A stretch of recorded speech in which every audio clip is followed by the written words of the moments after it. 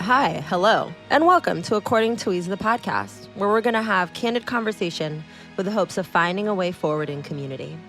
See, we exist and experience life at the intersection of our complex identities and our socio-cultural and political systems. And let's be real, the only way to dismantle it all is to start by dissecting it. So get cozy, get comfy, and let's dive in. Hello, and welcome to whatever episode we're at of According to Weeze, the podcast. Y'all, I feel like I literally say this every time. I say this every single episode. I'm like, I'm so excited. I'm so honored to have this person because I'm truly blessed and highly favored to be in community with and be connected to some truly phenomenal human beings globally. Like truly globally, people that are doing amazing work in whichever lane they're doing it in to disrupt, to challenge, to be change agents, and are just like really amazing people that I would, when the panty is fully over and things are open, like go and kiki and go dancing with and, you know, go to a barbecue and whatever. Like really, really like people that I genuinely adore and love on purpose. And, you know, and granted at different points in the relationship, fostering new ones or, you know, known each other for decades. But this one is no different. I am so excited. I also have to give you a special shout out. So I do this thing, and he don't know this because I didn't tell him, y'all, where I don't tell people who I'm talking to until like the absolute last second because it's like, they're like, ooh, I wonder if I could guess. I originally had somebody else that was supposed to be scheduled to be, you know, to fill out the full season 2 of According to Weeze. And for scheduling issues and all sorts of things came up, that person, you know, fell out. And in true community fashion, you know, I had said it like, I need to have you on the podcast. And I meant it generally. And then when that happened and I was like, yeah, but could you come like next week? And you stepped in and stepped up. And so for that also, I am so appreciative. But okay, I'm going to stop teasing y'all. I'm so honored to have you on here today, Jamal. Thank you so much for being here. I really appreciate it. I am happy to be here with you, Weeze. And of course, I love you on purpose. It was not even a second thought when you asked me because I was so honored, and the work that you do in the space is remarkable. And so I was happy to be here. I'm honored to be here. I feel like I won something. So thank you for having me on. Stop. I feel like this is that moment where you're like, no, you're so pretty. No, you're so pretty. No, you're so pretty. No, you're pretty. Well, see, this is why I said I'm in community with really dope people, right? And it's like we see each other and we gravitate towards each other. And, you know, shout out to you know, my sister, one member of the Trinity, Maisha, for being the catalyst, the community connector to this relationship. So, you know, got to give people their props. But before we dive into the conversation that we're having today, one of the things that I like to do is let people introduce themselves. Because I think that, you know, especially for folks with marginalized identities, we spend so much time having the world define us that anytime we can take a moment to define ourselves is like a little mini moment of rebellion and disruption. So tell the people about yourself, what you want them to know right now in the context of this conversation. Social identifiers, pronouns, who you are in relation to, you know, this work and what you do and all that kind of stuff. Absolutely. So my name's Jamal Taylor, he, him. I would say to identify myself, I would describe myself as 1, professionally petty, 2, gay as fuck, and 3, hella black. I'm sorry, I almost just choked. I'm going to take professionally petty. Because you know I have an alter ego, Petty LaBelle. Hello, Petty LaBelle. Listen, and she be coming out on the internet sometimes. And I'd be like, it wasn't me, it was Petty. She's so crazy. But, and I'm going to quote you, that was amazing. Absolutely, you got it. Take it. Continue. It's such a good conversation. So, yeah, I am an advocate and activist from Louisiana.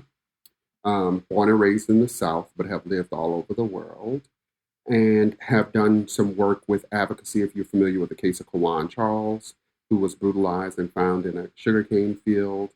I'm the advocate for that family, and thank God for Selena Charles, that family member who's just stepped up and said, hey, we need your help. She said, she sent me a message and it was so crazy. She said, my family needs your help. I need your help. And my response was, let me get through with this meeting and I will call you immediately afterward. And she and I talked and hit it off. And she said, you know what? God put us together. And so I think the other thing that I describe myself as is somebody that has shown up the places that I've shown up because God, God puts us in the places that he wants us to be for whatever God it is that you serve, whatever higher power is yours, or if you don't believe in any and you're your own higher power. I think that's a driving force in my life. So that's me in a nutshell. I love it. I'm still stuck on professionally petty because that is so damn good. I try. I got a shirt that says it too. All of those things, those three things, it's like pink, like fuchsia, a mix between fuchsia and pink. And it literally says that.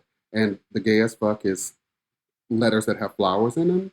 Hella black is like this chameleon black. And then professionally petty is in all black. I love it. I'm so here for it. All of it. That is amazing. Okay. So every time I talk to you, like my brain just wants to talk about all the things. But I want us to start with a little bit of a foundational springboard for the folks so that they can follow our conversation at least. Everyone has heard me talk about, y'all are probably tired of hearing me talk about, the journey from ally to accompliship and the pit stop at co-conspiratorship and all that kind of stuff. And yet people still haven't gotten there. So we're going to keep talking about it. But you posted last week, and this is also like, this is an aside, like, the universe sends you, I truly believe the universe sends you signs. And the Leela Watson quote that our liberation is, inextricably bound together is one of my absolute favorites. And it's one that I think people overlook because what they don't grasp and understand in the bound together is that that's everybody. That's white folks, that's black folks, that's Latinx folks, that's Asian folks, that's indigenous folks, that's, our brown brothers and sisters, that's everybody. We are all bound together. But everybody still has a role to play as we are bound, right? If you think about it as a working ecosystem, everybody has to be playing their part in order to make that ecosystem work, right? Like a flower doesn't just go from a seed to a full-bloom flower without a whole lot of other moving parts. And so you had posted that, and so it was just one of those other universal affirmations of like, see, this is why I fuck with Jamal. but you posted it because, there's been this conversation, and I think sometimes folks need to hear it from a different voice or a different place, or like it's a good reminder. And everyone was like, yes, yes, yes, snap, snap, snaps. This idea that like, I'm really tired of allies. Like I'm so over allies. And like, I have no interest in them, right? Like we're only interested in accomplishment. And I would love for you to break down like what was happening, or where were you at when you were like, clearly somebody needed to hear this, right? Because we get moved by whatever you want to consider it, moved by spirit, moved by your purpose, moved by, right? Like whatever the thing is to say the thing that's on your soul.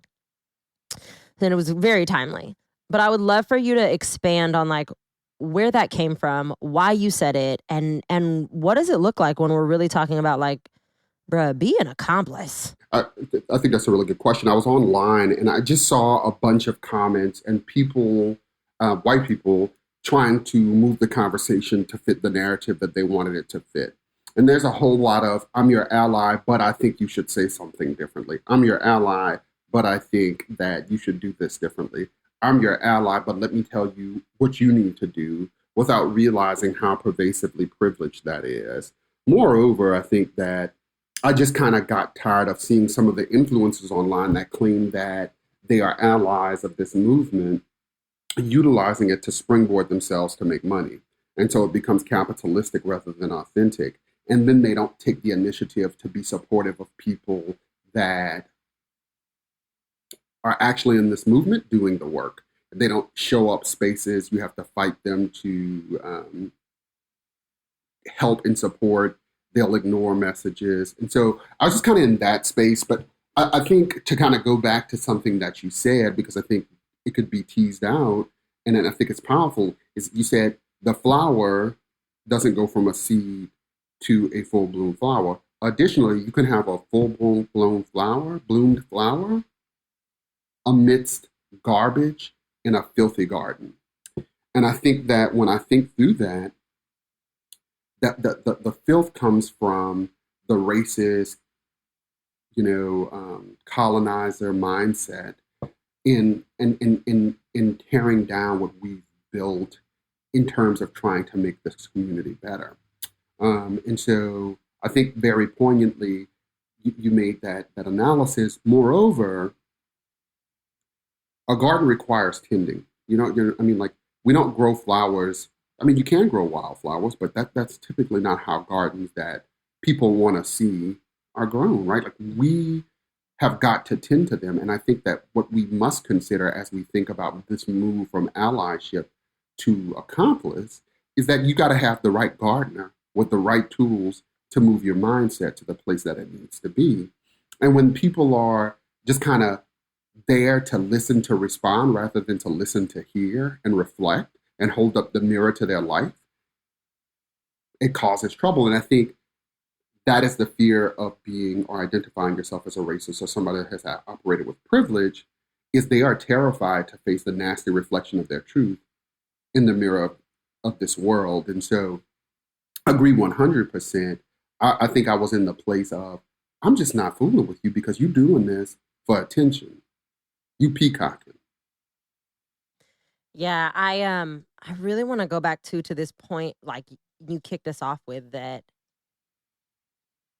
I'm your ally, like I'm with you, but right, like for me, beyond the fact that it's clearly like peacocking, right? Like you clearly just want to be seen, you want all the gold stars, you want people to be like, oh my God, you're a good whatever white person or man or citizen or whatever, right? Like whatever version of identity, cis-het person, privileged identity we're talking about. But really, it's the added level of exhaustion that comes from having to constantly be in community with folks who are virtue signaling that they are with you, but then are requiring of you to have to like overperform and overexert and overexplain yourself because they're weaponizing whiteness by tone policing, right? By reinforcing respectability politics, by white centering, by erasure, like all of the different kind of weapons of whiteness that we see. And it's just like, whew, existing is tiring enough. And then I gotta hold you and coddle you. And I mean, I don't have to, I'm not going to, but like you're trying to require that of me, like go somewhere else. Mm-hmm. Like, no, I don't know about you, but I've really gotten to that point of just like, I can't have anybody in my community, my actual space, right? Like if you're in one of my courses and I'm educating you to move you into accomplishment, that's different, right? I've signed up for that. But as like, you're just in my community, like, no, fam, I'm tired. Mm-hmm. It's emotionally exhausting and draining to have to deal with that. And you're right, you get a whole lot of the ifs and the buts and, well, maybe if you would have, someone in my family used to say if ifs and buts were candies and nuts, we'd all have a merry motherfucking Christmas, but it ain't. And so I think when we think through, I love it. That's so good. I'm sorry. That's so fucking good. Can we make you a coffee table? This is a total aside, but I feel like there needs to be a coffee table book, and it needs to start with things like my granny used to say, and like, because your granny has so many that she used to listen. She had all of them, right? Like little nuggets that she dropped. But I just feel like there's a coffee book in there somewhere. But anyways, a Merry Christmas. Continue. Sorry. I agree. No, I agree. I grew up with her, and I think that my wit, my ability to snap back quickly, like when I was wearing out "She Who Should Not Be Named" online, comes from just a lineage of Black banter. So anyway, I agree with you, though, on this exhaustion part. It is difficult to have a meaningful conversation with a person who has not yet realized how limited they are in the things that they do and how much you have to carry them in that discussion. And right, like if I'm not offered to you the opportunity to work with you in trying to change something, then what would make you think that it's appropriate to one, be in my DMs without like an invitation, like hounding me or asking me every single question about every single thing that's going on in the news? And I don't mind it. I mean, and for anybody that has communicated with me in my inbox, I don't want people to listen to this and be like, oh, I sent them a message, because that's another thing that happens a bunch. They'll hear something and then oh they'll my be God, like, I'm so sorry. Yeah, you must have been talking about me. No, right. But yes, I agree with you. And my response to them is, no, I wasn't talking to you. And you should probably stop doing that. If I have something to tell you, I assure you, I am going to tell you without objection, and you will feel it. If you saw that live, and I'll just say, like, I did a live, I think you might have seen it with Nova Kaplan. And one of the things she said was like, blue lives matter. And I immediately checked. I was like, there's no such thing as a blue life. And it's just not something that we say. And that's kind of how I am. It goes to the bluntness of my reality. Like, I don't hold no punches. I don't owe you that. And I'm not giving way to you on the sidewalk for that either. At all, ever, any day. And so that exhaustion comes from that sort of behavior, this inability to understand that I'm not afraid to tell you something, so you don't need to qualify that you did something if I call something out and have not named you specifically or explicitly. Just like chill, because you're making me do or work extra hard. And so I'll stop responding. Like, at first I was like, oh, I wasn't talking. I'm just like, you good. I wasn't talking about you. Or like, you good. Right? I because people on red. Not the red receipt, Jesus. Jesus be a read receipt. Listen, I mean, that's just where I'm at personally, right? Like, people ask me, and I want to ask you this too. People ask me a lot of times, basically, like, how do you protect your peace? You know, and my answer to them is always, everybody's peace looks different to everybody, and protection looks different to everybody. So there is no one size fits all answer. But what I do know is across the board, no matter what version of protecting your peace, you know, I might hear somebody talk about, I have realized that it really comes from, it comes down to step one is like divesting from feeling like you owe anybody anything when you are upholding your boundaries or what you need, or you're creating spaciousness for yourself, or just emotional, physical, mental, spiritual protection. Like, so that's why, like, if somebody says something to me and I'm like, I know I wasn't talking to you, me even responding to you at this point is me placating like, I'm not even giving you a response. That was such an absurd thing. The fact that you just centered yourself and made this about you when I was not talking about you, that I can't, and I will not, and I refuse. Absolutely. No, I just can't. And again, to each their own, right? Like, but that's just where I'm at with it, because y'all are not finna take my time out of my day, or rather demand my time out of my day to make you feel better about you when I was not talking about you. Everybody knows I have no problem. I will put your whole government name on this internet. I don't care. You know, like, if you really do something egregious. If not, I feel like we gotta, as a community, like as human beings, we have to realize that if somebody holds a marginalized identity that you don't, they've lived their entire life experiencing versions of your mainstream fuckery. They don't need you to apologize every 5 seconds unless they explicitly told you did something harmful, or you know explicitly that you did something harmful. Because then we're just asking to be taken care of. Like, as a cis-het woman, if I'm walking around to every queer or trans person I know, like, oh, were you talking about me? I mean, I don't do that. But like, were you talking about me? I've now put that person in a position to like make me feel better. Instantaneously, I've made it about me. I've centered the mainstream identity, right? So I just ain't got it for people. But I would love for you to elaborate on, like, what are some of the ways that you navigate that, protecting your peace around having to constantly deal with allies, right? And the virtue signaling and the falsehood and the that. Just, you heard it in the breath. No, I think that's a good question. I think RuPaul's is the best. If you can't love yourself, how the hell are you gonna love somebody else? And so I start from a place of loving myself and protecting my peace, and no longer engaging in protecting other people's energy when they've self-identified something, or chosen to tell themselves a story and believe the story that they've told themselves. And that storytelling to oneself is very dangerous. And so I'm also very cautious not to tell myself stories about situations or scenarios. I try to protect my peace by just aligning in, this is why I said what I said, this is why I did what I did, and I don't have to explain or owe you the explanation. And so I definitely believe that, one, you got to love yourself. That has to require you taking time. I mean, I did it the other day with the Justice and Juice. I just had no more emotional capacity to do it. And I said, I'm going to cancel it. I cannot.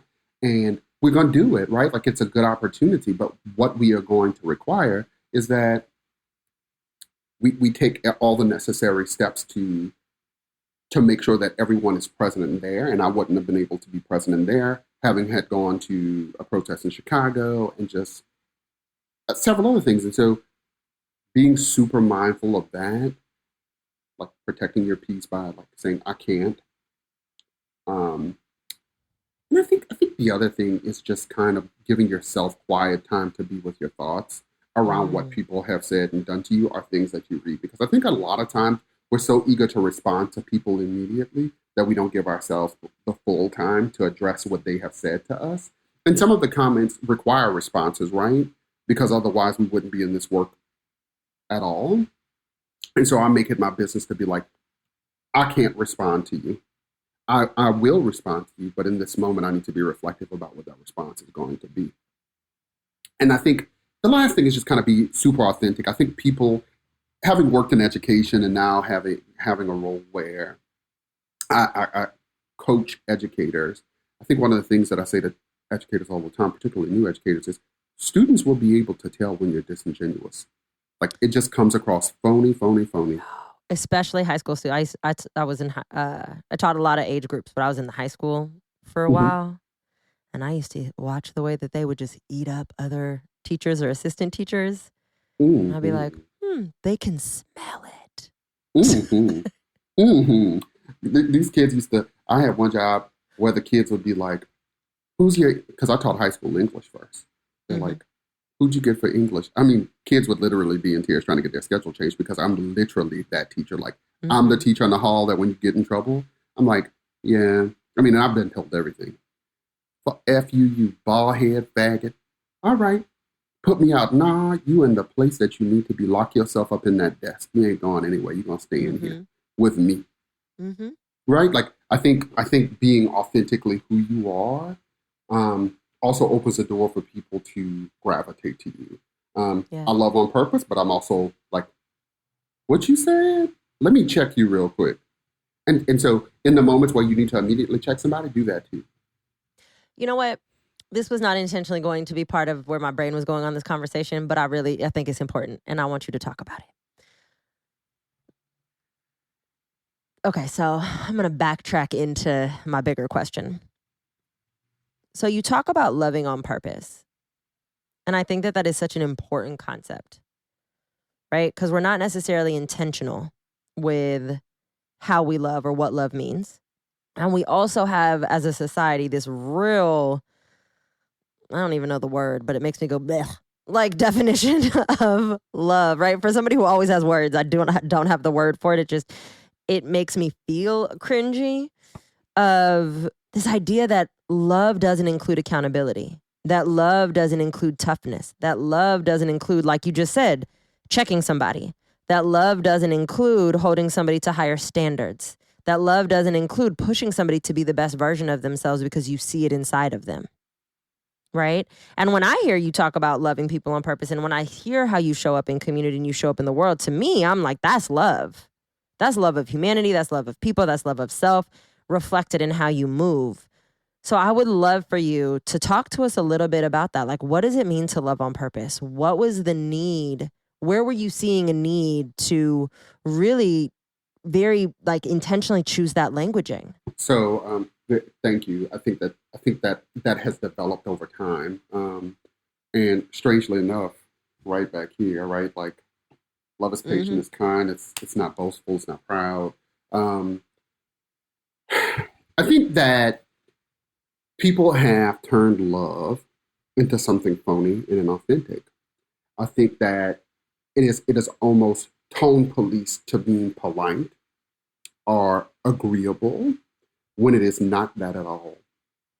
Love absolutely includes accountability, because if I love you enough to tell you where you've done something that you need to correct so you don't make the mistake again.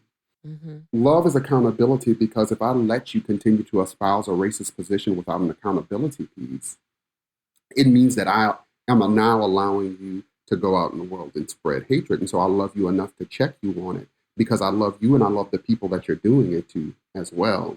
And so I think that language was born out of just the necessity of ensuring that people, one, felt comfortable and warm enough to reach out to me even though they got checked, but also that they realized that there was an expectation that love is an action that is perpetual. It is not something that is situational. And so you don't get to just go around doing nasty things to people without somebody saying to you, you are, without me feeling like I need to hold up a mirror to you so you can see what you're doing. And so when I think about She Who Should Not Be Named, there was the desire, well, I love people, and and that wasn't their words, but like trying to get forgiveness without accountability is a piece of that throws in this politeness that is unnecessary. This, can you agree without being disagreeable? Disagree without being disagreeable? Girl, bye. What the hell you mean? What does that even mean? If I'm disagreeing with you, then it is disagreeable. Save that BS tone policing. And so I think the heart of love on purpose is intentional, it is perpetual, and it is accountable. I mean, if you're not operating in the space of love for another person, then I love you on purpose enough to say to you, you are being a horrible person to others. Yeah, I think that this to me is like such a poignant reflection of one of the just like really, really ugly ways in which we see this idea of like love weaponized, specifically against marginalized folks fighting for their own liberation. Because there's this narrative that gets created of like, well, you must, right? Because in people's brains, if it isn't this agreeable, cute, unicorns and puppies and Care Bears version of love, then it's inherently hate, right? Because white supremacy has conditioned us into seeing everything in a binary, right? And so if it is not one, it is inherently the exact opposite. And so because people don't move through life with the nuance of love and loving on purpose that you just named, what I see a lot of instead is people just they're like, oh, well, you must hate white folks. Or, oh, you must, for me, it's like, you must hate men. Or right when I'm talking about like toxic masculinity and like accountability, or, to like my trans siblings, oh, you must hate cis folks. Like, damn, why is it? I mean, I know why. It's the rhetorical why. But like, why is it that we can't hold space for the in-between and the nuance? Like, and actually it's, I love you so much and I love humanity so much and I love you on purpose, which is why I'm letting you know that you're hurting me. You're oppressing me. These systems are literally killing us. And this is for my liberation and the liberation of all marginalized people. And I want you to do better because I know you're capable of doing better. Otherwise, I wouldn't be in this work. We wouldn't be out here in the streets protesting. We wouldn't be dealing with white folks. We wouldn't be dealing with other mainstream identities, right? But like instead, it's just like, oh, well, Jamal, you just must hate white folk. Well, it's a way to justify, right? Like it's a way to justify the illness that they have. And I want to make a comparison, and I'm going to do my best not to offend anybody in doing it. And this is so that I'm not using hateful language or language that will make people think I'm comparing something. But there are some illnesses in our community, I'll say it this way, that exist such that they continue to thrive and flourish because people refuse to go get tested for them. Okay? They are scared of the result. Even though the illness can kill them, they refuse to get the test. And so racism and privilege works that same way, except for with that illness comes benefits. There are there are symptoms, most certainly, but those symptoms impact other people. Very rarely do those symptoms turn on the person that holds the illness. And so when we think about this dynamic, what we realize is how just negative and toxic and malignant the behavior is, right? Like it just becomes something different and sick. And so people will operate in the ways that you described because they are afraid of the test for their illness, that the test might come back positive. And they also don't, because it's a chronic illness, they realize that they then must engage in the maintenance that is required daily, the dose of reality that they need to be contributing members to society. And so when they do those things, when they say, "Oh, if it's not this, then it's that," it is a tool to protect their illness that comes with a benefit, right? Yeah. And it's sickening. It is exhausting to have to continue and perpetually tell people you are privileged. You are privileged based on the way that the system was built. And if you don't believe that, then check your lineage.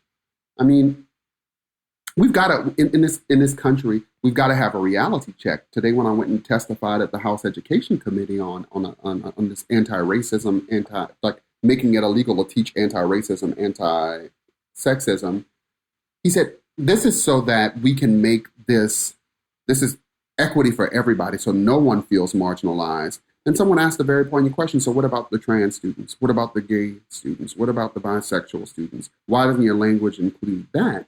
But for them, their love has a limitation. And it's not really love, and it's not really equity. What it is protecting the illness. They don't want anybody to know that there's an illness, so the best way to do it is act like it doesn't exist at all. Yeah. You know, here's my unpopular opinion. I think that folks with mainstream identities who benefit from that mainstream identity actually do feel the negative impact of the society that we live in, because how miserable must you be to be so convinced in your soul that another human being does not get the right to live their fully expressed humanity and get the full range of human experience simply because of their identities? That is a level of misery for which I will consistently feel true pity for other humans. Because that kind of toxicity ends up eating you alive. Like, I really look at folks who are truly either, whether they're openly hateful and racist, right, or transphobic or xenophobic, or whether they're just complacent in the system, because it still exists. You harbor those beliefs. You're just quiet about it, and you haven't challenged them yet. You live a miserable existence. Because there is a richness to life.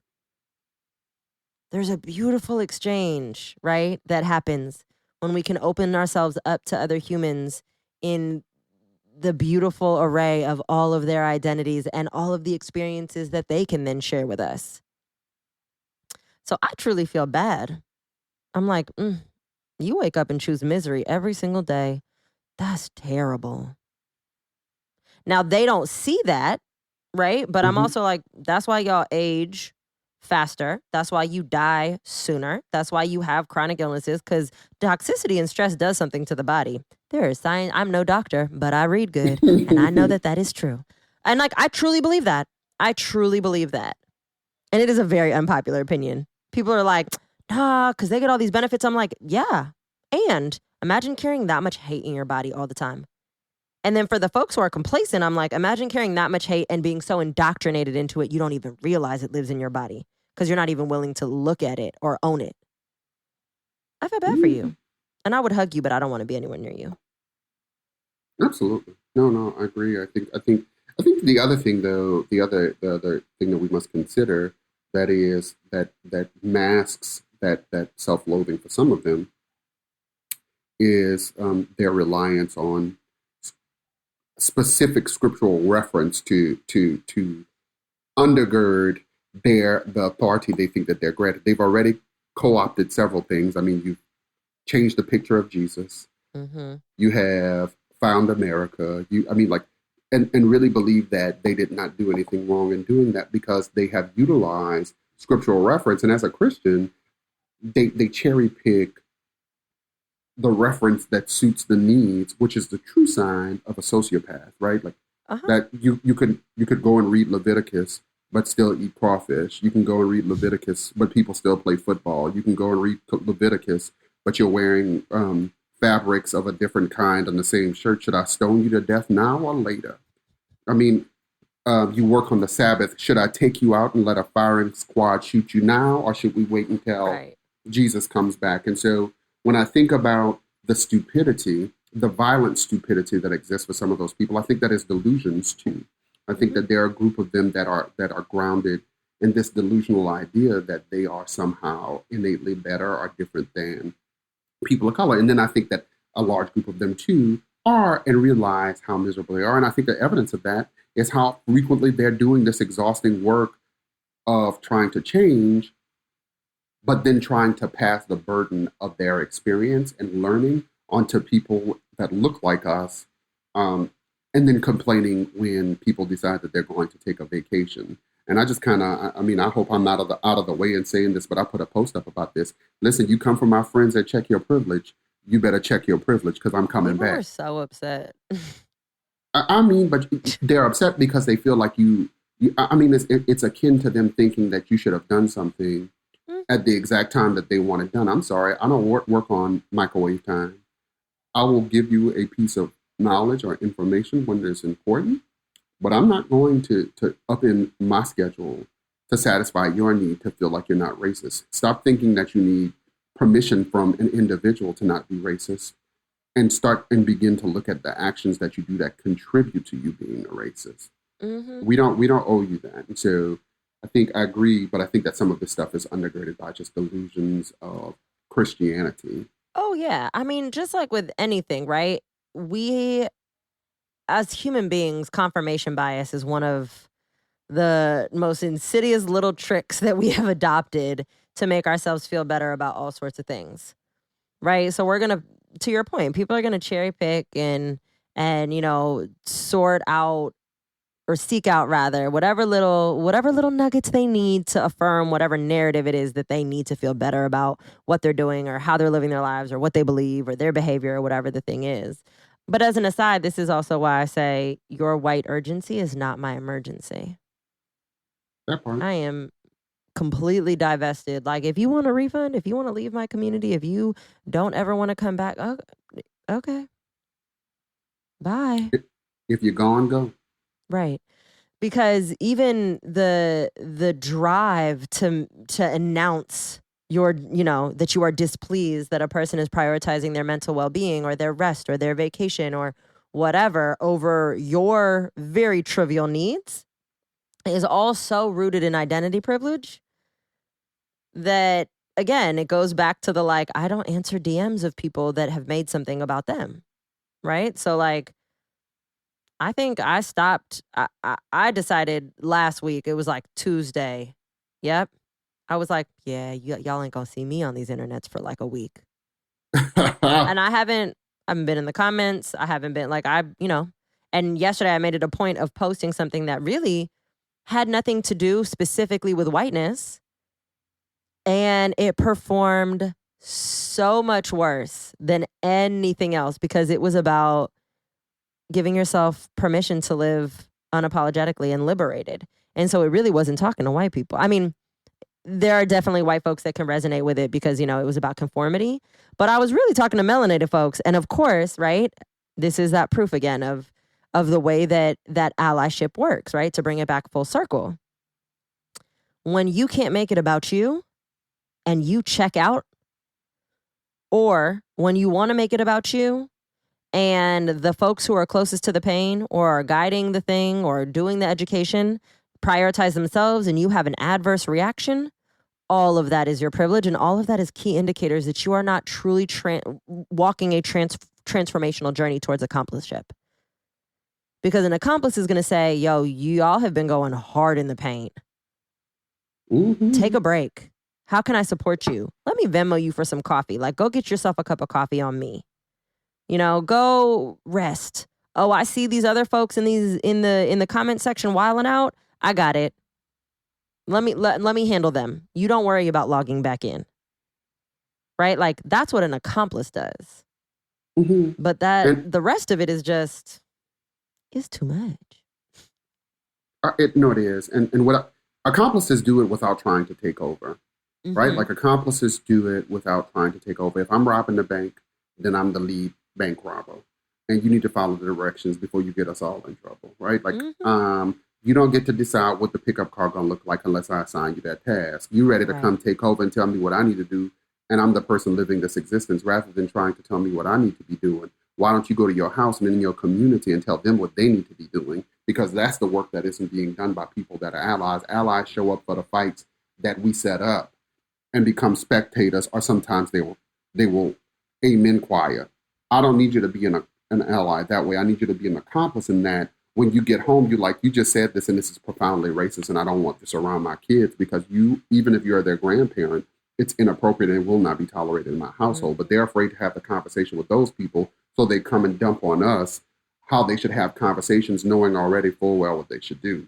So you got that. Yeah. And that's that on that.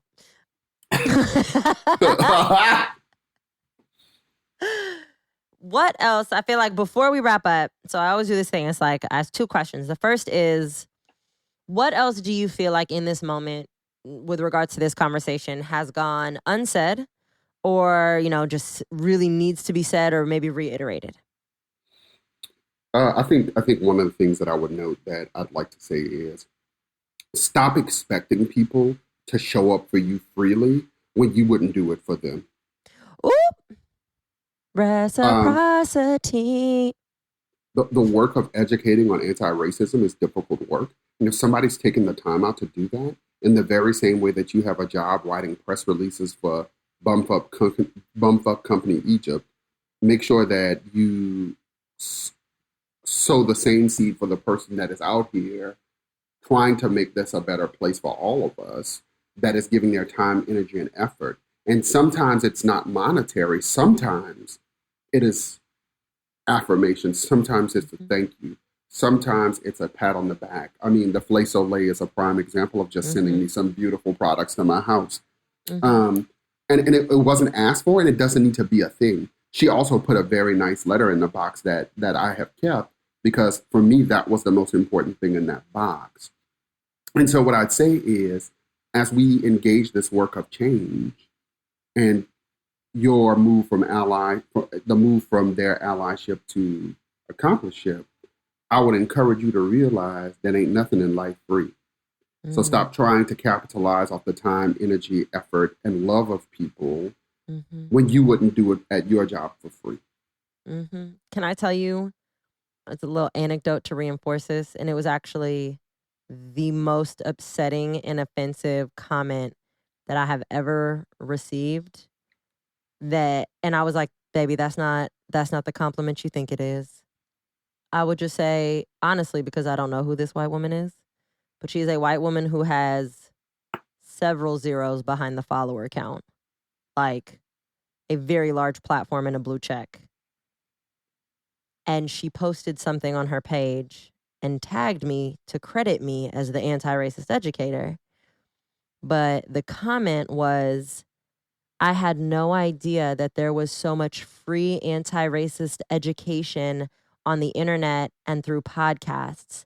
Thank you so much to According to Weeze for doing this work tirelessly. I have been consuming your content at a speed at which nobody would believe. I just can't get enough. And I said, and no matter how many people I educate, if you've been in an actual educational container with me, like off the internet, or well, everything is on the internet now, but like off social media, I know your names. Like I know people's names that I'm taking through a process because that's important to me. And I was like, I have no idea who this woman is. And then I went and I had my team go look up real quick. I'm like, just see, is she in Podia? Has she ever been in any of my courses? Has she been to a workshop? Nothing. And then I was like, you know what? And let me go a step further just to check. Not because to your point, it's not monetary, but let me go to Venmo and see if she's even ever done like, go get a cup of coffee on me. Thank you so much for your work. Here's $5. Nothing. So you sat there and attributed all of this anti-racism education to me while letting me know that you have been literally ravishing my content and my brain and my expertise for free, but can't be bothered to enter into an actual paid educational container. Because let's be clear, what we put out on the internet is social commentary rooted in education because we don't know how to talk any other way, because we are fundamentally educators, and this is the purpose that we are walking our purpose. But that is very different than enrolling in a classroom. That is very different than entering into a commitment of a transformational process. So y'all are not getting anti-racism education for free on the internet, on social media, in these podcasts. Y'all are getting anti-racism conversations, exposure, awareness. You are not moving from ally to accomplice just by sitting here and listening to, I Got Time, or an According to Weeze episode, or One of My Lives, or a Check Your Privilege, or whatever. Like, that shit was so rude. I was like, no, you didn't. You just signaled so many problematic white things. Like, I don't exist for your consumption. And you really thought, and then it was like, look what I've done. No, ma'am. No, ma'am. Did you check? No. This is how tired I was. I looked at it and I said, I'm going to screenshot this and come back later. Because I couldn't even tell you her IG handle. I'd have to go through my pictures. That's how tired I was. I was, to your point, I was like, I got to sit and process and respond when I am in a better, more rejuvenated place. Because right now, my response is going to be like, you got me so fucked up. Right? And granted, even though that's how I feel, that's not me communicating it at my best. Right? That's not me being an effective communicator, and not on some like, so that white people can hear me. That's not how I choose to show up in the world. And when I do communicate in those ways, because I'm not always at my best, I always come back and try to clean it up and say, you know what? That wasn't the most effective version of a conversation. I didn't communicate as effectively as I would like to. Let me follow back up. So I chose to wait till I was good and rested and resetted and rejuvenated before I read her rights. But don't worry. She gonna get checked. Thank you. All the way. Check. But anyways, that was a little real life story. Like, that was the perfect example of like exactly what you said. And then this idea of like that false allyship, like you virtue signaling, and you are so harmful in how you're doing it. Like, absolutely. But they think that that's payment. They think that by putting a post up about you and their followers following you is a favor.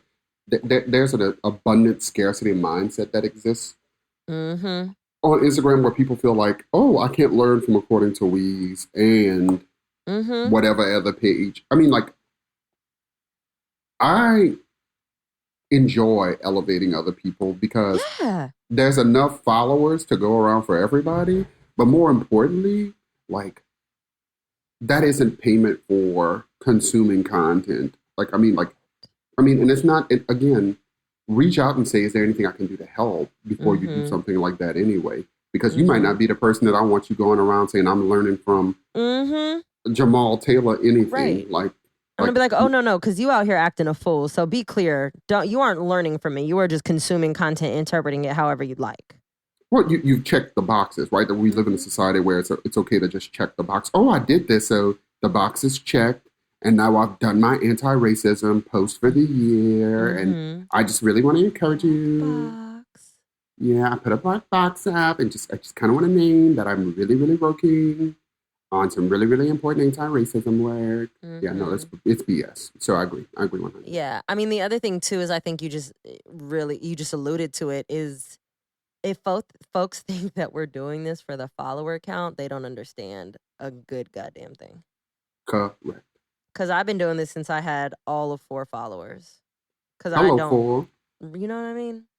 And it was like my mama and my godmother and my cousin. You know what I mean? Like, because I didn't really used to care about the internet. Like, I don't have Facebook. I don't tweet. I IG sometimes.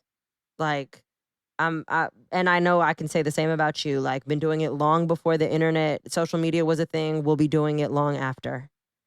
Absolutely. Right? And so it's like, I'm not doing this for a follower count. The only reason I appreciate having additional followers is because in my brain, I'm like, more people, that's a sign at least that more people are maybe ready and willing to have hard conversations. That's it. That's all I look at it as. But like, I'm not out here monetizing these. Like, this is not a source of. I'm not posting sponsored ads with with a bottle of Henny or I don't know. No, what's the whiskey you said you drink? Bullet, right? Like with a bottle of Bullet and whatever else. Like, that's not why we do this. You know. So like, you can't pay me in in follows because I don't care. Right. Right. That's not what this is about. And if you thought it was, you are sorely mistaken. All that. Okay, so that's that on that. And then next is the question that I ask everybody is, what does support look like for you? I think just make sure we're elevating the issues that are important to people of color and making sure that the work towards becoming an accomplice is deliberate and intentional, and you're taking that constant and reflective look at yourself. I think the other thing is like where people post, hey, support this, it costs nothing. Like, be one of those people that elevate without expectation. Like, if I see something important, I'm going to post it. I think the other thing is, I'm